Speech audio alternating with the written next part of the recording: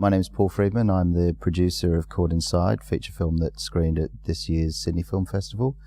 My story really, which relates to piracy and what's going on, is we've just completed our feature film and it won the audience award at the Sydney Film Festival, so we've negotiated a deal with a sales agent.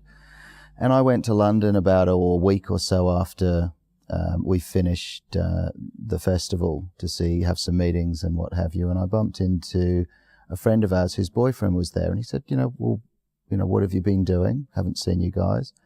And I said, we've just finished this feature film. He said, great, what is it? Love to see it. I said, Caught Inside. He said, that's cool. He said, I'll just download it from the website. And I said, well, it isn't up anywhere yet, it hasn't been released. That's not a problem, I'll just download it. And I said, well, what do you mean? I said, what we would expect you to do is, particularly because you know us, is to pay the price of a ticket and go and actually see it at the cinema. And he said, no, fuck that. He said, I'm just going to download it for free. Why the fuck would I want to pay for it? I don't pay for any of my other films. I said, took a breath, kind of went, we've just invested our sort of heart and souls and lives into making a film.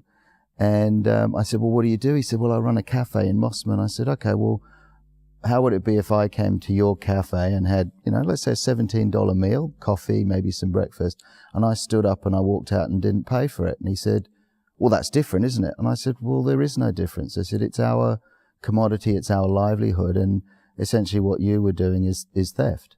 I don't know how well that went down, but yeah, it's kind of scary when you're an independent filmmaker.